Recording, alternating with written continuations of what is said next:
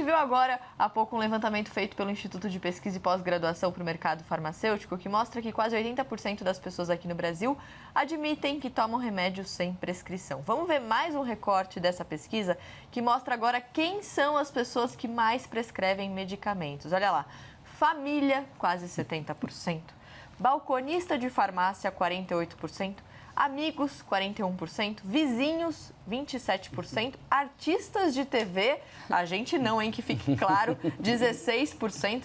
E a gente também vê quais são os medicamentos mais consumidos. Olha lá, 48% analgésicos, 31% anti-inflamatórios, 26% relaxante muscular, 19% antitérmicos, 15% descongestionante nasal, 13% expectorante, 10% antiácido, 10% antibióticos. Eu acho que antibiótico a gente precisa de um capítulo inteiro para falar sobre isso, né, doutor? Porque é extremamente importante. Mas eu queria usar ali a primeira parte da arte para a gente analisar, depois a gente fala sobre os remédios, que é quem indica. A família, Karnal, os grupos de família, a tia que indica, tem que tomar cuidado com isso, né? O cérebro é uma máquina de armadilhas e de autossabotagem. Eu aprendi muito sobre o cérebro e um dia eu explico, eu trabalhei um mês em um hospital quando eu era jovem. Um dia eu explico isso e eu fui testemunha de uma coisa que eu nem supunha possível. Um homem teve a perna amputada e ele sentia dores agudas na perna amputada, a chamada dor fantasma. E nós dizíamos, é impossível, não tem mais essa perna. Ele não tinha no local da incisão, ele tinha no pé, que ele já não tinha. Então, o cérebro é uma máquina muito complexa, muito interessante para a gente tentar entender. Então, por que que a família é mais importante que o médico? A família eu confio. Então, eu vou revestir de autoridade a informação, porque se minha mãe disse que aquele remédio, a minha mãe tinha uma pomada específica na nossa infância que servia de unha encravada à impotência. Ela recomendava para todo mundo aquela mesma pomada, que nem sei se ainda existe no mercado, e ela confiava muito. E se a mãe deu aquilo... É claro seu bem acima de era todas isso. as Então coisas. tinha dor de cabeça, ela dissolvia um famoso medicamento em açúcar, dava na colher, aquilo nos curava imediatamente. Afeto da mãe, mais aquele comprimido, açucrinho, Cuidado. pronto, cuidado. Então o cérebro é uma máquina de produzir autoridade artificial. Só existe uma medicina. Eu sou historiador, não sou médico. É medicina científica. Só existe essa medicina. Aquela que testa, que erra, que testa, que faz grupo cego, que faz vacina em 3 etapas, só isso. A gente pode discutir tudo, mas façam vacinas. Tenham opinião diversa sobre tudo, mas façam vacinas. Todas as possíveis, façam vacinas. Ela salva vidas. Quem falar mal de vacina, gente, deve lembrar que as vacinas começaram com tratamento de varíola de vaca. Então, são pessoas que ainda estão no estágio da vaca. Quem fala mal de vacina ainda é bovino, fica fazendo e tendo ideia idiota. Vacina salva vidas. Vamos fazer vacinas. Agora, doutora, a gente viu ali, né? A família indica um remédio, o balconista. Isso num ciclo, a gente está falando aqui de ciclos pequenos. Então, você está ali com a família, com seus amigos. Mas num contexto de pandemia, qual é o risco disso? Pois a gente tem que lembrar também que nem toda automedicação é ruim. Ai, meu Deus, como assim? A gente tá falando tudo que é automedicação, não é para se automedicar? Você será cancelado. Pois Vai perder o CRM, vai perder o CRM. Agora, veja, a gente não fala exatamente o contrário para a mãe que o filho tem febre? O que a gente fala? Seu filho tem febre, corre para o pronto-socorro? Não.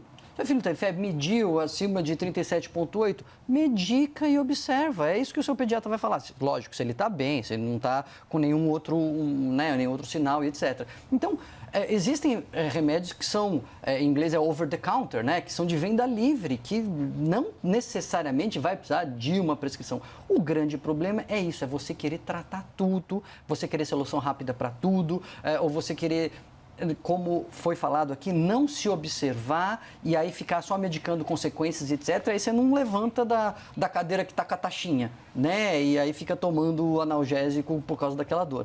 Então, esse que é o grande problema. Num contexto de pandemia, que todo mundo está preocupado e você não quer ir no médico, etc., você pode potencializar esse problema, escalonar ele com as redes sociais ainda por cima, né? Só um último recorte da arte. A gente falou sobre o antibiótico. Acho importante o doutor falar um pouco sobre antibiótico, porque o risco do antibiótico sem prescrição é ainda maior, né, doutor? Aí é um risco coletivo até, né? Porque vamos lembrar que o antibiótico ele serve para matar as bactérias. Ele mata de um tanto que o organismo consegue reagir e seguir em frente.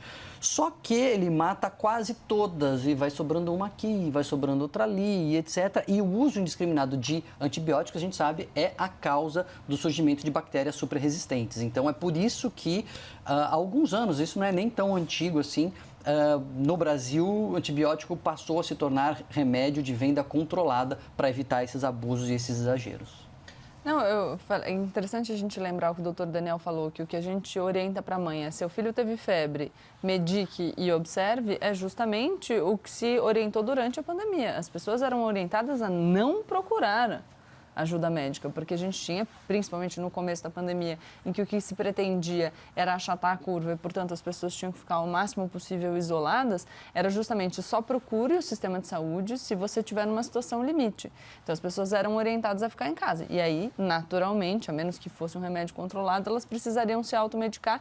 E é interessante que, ainda assim, o doutor Daniel diz, o pediatra diz o que para a mãe? Então, o ideal é que as pessoas, e aqui considerando a desigualdade trazida pelo Karnal, tenham a possibilidade de ter um médico para, ainda que não o procurem toda vez que a criança tiver febre, o procurem periodicamente para dizer, olha, o meu filho teve febre 2 semanas, num mês, e depois de 2 meses teve mais um episódio de febre, na primeira vez um comprimido bastou, na segunda eu tive 3 dias, ou eu posso ligar e entrar em contato. O grande problema é que no Brasil a gente está dizendo as pessoas não devem se automedicar, mas elas sofrem os sintomas e elas não têm acesso à prestação de saúde imediatamente. E isso mesmo que nós tenhamos um sistema de saúde público universal. Mas a gente ainda precisa melhorar a efetividade do sistema. Então, isso são coisas para a gente pensar, porque do nosso lugar de privilégio, dizer toda vez que você tiver um problema, ligue para o seu médico, é muito fácil. Mas e as pessoas que não têm a possibilidade de fazer isso? E é uma questão que a gente colocou já no começo, né? Assim, esta sociedade hipermedicalizada que trata tudo com remédio. Calma lá, assim, a maioria da sociedade brasileira não tem nem o remédio que precisa, quanto mais abusar. Então, a gente está falando de um recorte bastante específico. Pode ser um problema, sim. É uma tendência que, se a gente não cuidar, pode se espalhar, sim. Mas, né, ainda tem mais gente precisando de remédio sem remédio do que o inverso. Como em todos os assuntos que a gente traz aqui no Tonight, a gente sempre lembra disso, né? Sobre essa desigualdade, que agora na pandemia a gente está falando ainda mais. Bom, a gente tem um perfil super ativo no Twitter, é só seguir a gente no @CNNBRTonight, apontando a câmera do teu celular para o QR Code que está ali no cantinho ao lado do Dr. Daniel para os ciúmes de Leandro Karnal. Você vai direto para o nosso perfil no Twitter e participa bastante com a gente. Para ciúme, doutor Daniel? A gente pode mandar aqui para o Karnal, mas eu vou ler aqui. Ele. Eu vou ler aqui alguns comentários que vão deixar Karnal bem feliz. Por exemplo, @VaiCorrerVivi, eu imagino que seja a Vivi. É bom vocês colocarem o nome de vocês quando vocês mandarem mensagem pra gente aqui, mandando pelo Instagram. Eu adoro o quadro Dicionário do Karnal. Sucesso! Virei um lexicógrafo, palavra para eu definir depois no dicionário. Douglas mandou mensagem no Facebook. Incrível como o programa de vocês expande o nosso campo de visão. E a Gislaine mandou no Instagram uma mensagem pra mim. Tô com vergonha de ler. Lê você. Aqui, ó. A Mari... Ai, meu Deus, peraí. Calma, sumiu. Aqui. A Mari da Show. Ela é uma apresentadora incrível e autêntica. Não perco nenhum programa. Você pagou a Gislaine, não? Ela não é QR, mas nós vamos apontar para a Mari aqui, ó. Obrigada, Gislaine. Eu sempre falo assim, vou ler as mensagens, aí quando vem pra mim, fico... Ô, Gislaine, me manda sua conta. Olha só, eu mereço. Bom, gente, a gente já ouviu o Draulio Araújo falando aqui sobre tratamentos alternativos. O companheiro dele na Universidade Federal do Rio Grande do Norte, o vice-diretor do Instituto do Cérebro, Siddhartha Ribeiro, reforça que tratamentos alternativos também precisam de acompanhamento especializado. Olha só. Nesse contexto, um contexto em que a depressão aumenta, em um contexto em que o suicídio vem aumentando em muitos países do planeta, as substâncias psicodélicas, as substâncias ligadas semelhantes à serotonina, que é um neurotransmissor que nós temos no nosso próprio cérebro, ou semelhantes aos constituintes da cannabis, da maconha, que são os endocannabinoides que nós temos no nosso próprio cérebro, são grandes promessas para nós mitigarmos os sintomas da depressão, ansiedade, sintomas ligados ao estresse pós-traumático, e mesmo a ansiedade terminal de pacientes que têm doenças incuráveis. Muitos estudos científicos de peso têm sido realizados com essas substâncias. Por exemplo, posso citar aqui no Brasil o trabalho do professor Draulio de Araújo, do Instituto do Cérebro da UFRN e da Fernanda Palhano, que demonstraram com muita clareza que a ayahuasca é um poderoso antidepressivo de efeito rápido e duradouro. É importante que a gente entenda que essas terapias ditas alternativas, que vêm revolucionando a medicina e, sobretudo, a psiquiatria do século XXI, não são substâncias que possam ser utilizadas sem que as pessoas tenham algum tipo de guia, de suporte técnico, científico ou espiritual. Então, o que nós temos hoje é uma epidemia de medicalização da vida normal, e isso pode ser mitigado, isso pode ser melhorado ou resolvido pela adoção dessas outras terapêuticas, quase todas elas de origem bastante antiga, mas que também precisam de bastante supervisão. E existe bastante esperança nesse novo caminho para que, de fato, as pessoas possam se equilibrar. Sabe que eu estava aqui acompanhando e eu fiquei pensando se essa questão da medicina alternativa, eu estou aqui problematizando que a gente já conversou com o Dr. Daniel, mas se esse hype da medicina alternativa não surge justamente como contraposição a uma má medicina, e eu vou explicar.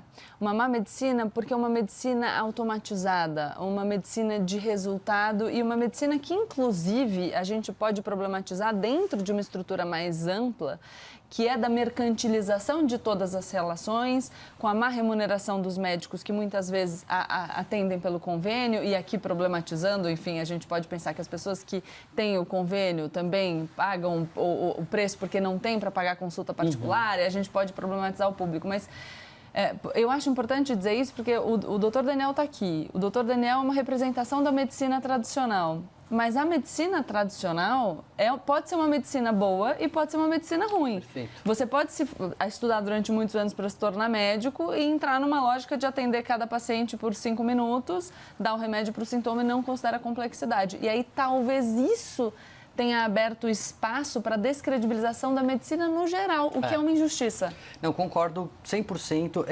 Até tem gente que pergunta assim, por que existe medicina alternativa e não existe engenharia alternativa?